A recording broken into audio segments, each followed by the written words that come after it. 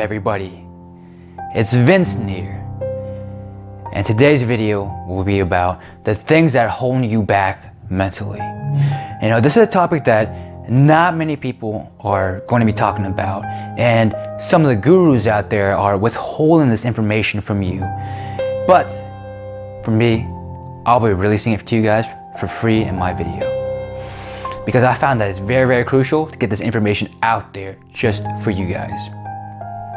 So you may be asking, what are some mental and emotional things that are holding you back? And a lot of these things are like your anxiety, your depression, and your fear, your nervousness, your lack of trust, and you know, there's also other things as well, but those are the things that come up to my mind right now. The reason why I say that is because if you have anxiety, you're more likely going to freeze if you're stuck in an event where, you know, you're trying to do something. You're just like, oh, I'm future projecting that something bad might happen to my life. And if you keep on imagining that bad thing in your life so many times, just keeps on playing in your mind over and over again, then more likely, psychologically, it might happen. Or it either might happen, or you just might be stuck in that imagery loop that just keeps on playing in your head, and you're just gonna be stuck there. That's a living hell right there. That sucks. So the reason or a way to combat that, to reduce that, is to actually visualize your success, to expect success in your life. And how do you do that exactly? Well, through visualizations. Yes, I say visualizations, and I believe in visualizations and affirmations, just because if you are doing the work and you're actually, you know, affirming the positive and confident words to impact your life, then it'll be highly effective, especially if you're doing the actions towards your goals, because you'll be like, I'm confident, I'm successful, and you will be successful if you are constantly working on your goals and stuff like that, right? So do those things. Get past your anxiety. Feel your anxiety, visualize your success, and just do it. Another thing, fear. A lot of people have fear.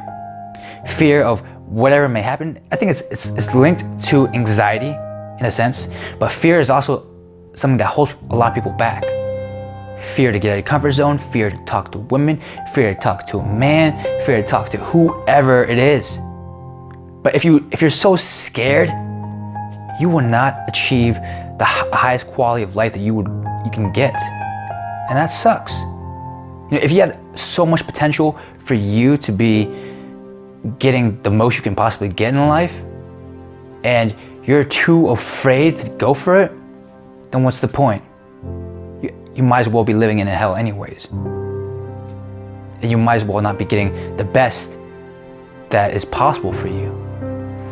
And there's a book about this called Feel the Fear and Do It Anyways by Susan Jeffers, I believe, and Susan Collins is the actual author of that book.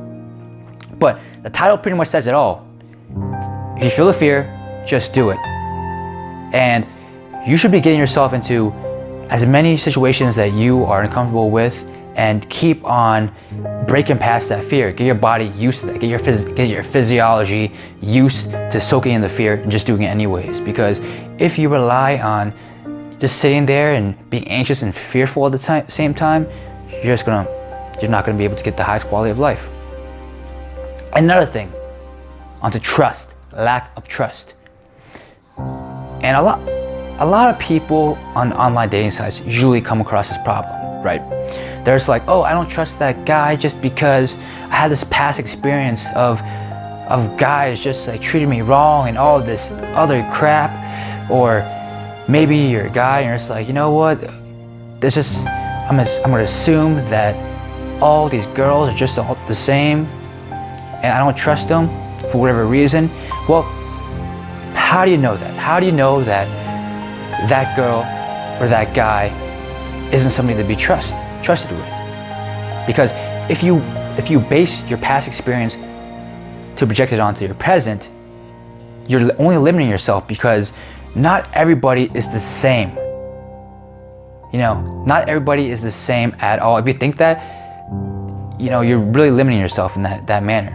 If you think that everybody's the same, I mean, a lot of people want the same things, but there could be certain outliers as well in your area or in your demographic or whatever it is. So, you know, just keep an open eye and open mind to see those things. And if somebody's not to be trusted, well, to your understanding, you have to understand that if you find out that they're doing something that goes against your trust, all you need to do is just be like, hey, be transparent. And if you understand that they're breaking your trust, breaking your respect, be like, hey, you're honestly, you're disrespecting me, or the thing you're doing is making me feel like I don't trust you. Is there a reason why I feel this way? And if you find out that they're actually doing that, and they're actually doing something that goes against your trust, then you might as well just have to drop that person out of your life. You know? And also another thing is the mindset of you think that you know everything about everything. And I had a friend who was just like this, who she would pretty much be like, I know that I'm the best listener possible. I'm gonna listen to everything you're gonna tell me. And every time when I would try to talk to her, she would just keep on talking. And when I was talking, I knew she didn't listen, just because that she had that thought process that she was the best listener, so she'd pick up all the information. But at the same time, psychologically, what was going on was that she was talking in her head while I was talking. And you'll notice when this happens, when you're talking to somebody, you're just like, hey, this, that, and the other. And then they'll be like, what? Even if you're speaking at a reasonable voice tone or voice volume, they wouldn't understand you. And you know, just because, like, if you're good at listening, or if you're good at just like paying attention, you understand that if you speak at a certain volume that people can hear it at, and they are not able to hear it, no matter if there's no background sounds, it's because they are either visualizing something while you're talking, or they are saying stuff in their head. So, you know, don't have that mindset that you know everything, and stop, like, just work on the skill of presence. Understand that you need to quiet your mind. You need to meditate more so you can actually hear what is going on towards what somebody else is saying, so you can actually either, you know, be a good friend, or if you're trying to learn something, then you're more able to listen in and absorb the information at a higher level with more quality. Because if you're just going to talk in your head while somebody else is talking, or while you're learning, you're not going to be able to absorb in all the information. And that's going to be straight up annoying for yourself and for the other person. So work on those skills. And another thing is that you got to understand the dark triad as well. Going back towards yourself and other people, the dark triad is narcissism, psychopathy, and Machiavellianism. You got to reduce these things in yourself as well, just because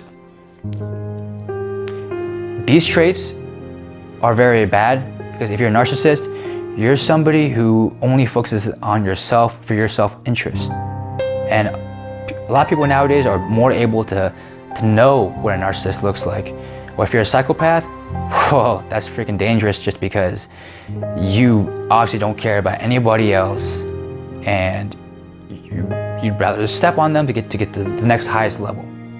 And our society has built it where they have this harsh punishments for a psychopath. And somebody who's a Machiavellian, well, that's somebody who plays tit for tat.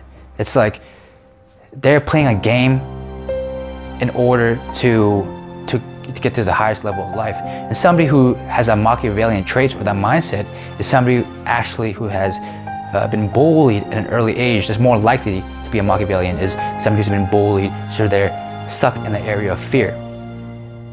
And if they've been stuck in the area of fear, they're more likely to be like, since I wasn't strong at an early age, I'd rather build that strong ability in my mind by playing games.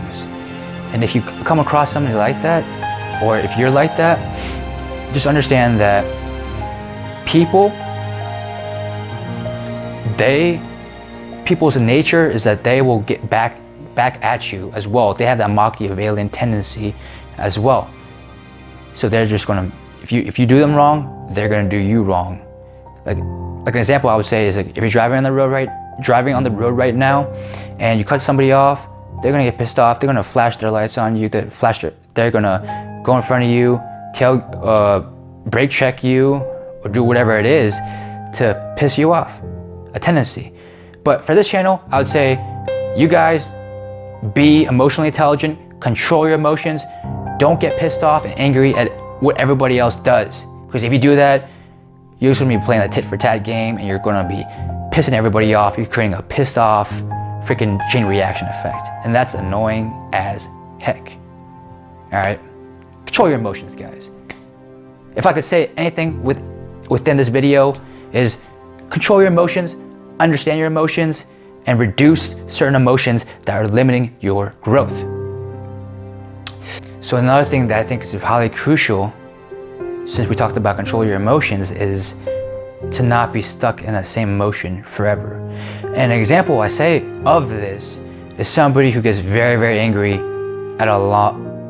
for a long time. And you might know somebody like this, or you might be somebody like this, who somebody makes you angry, and let's say that you're either you or the other person gets angry for a long time.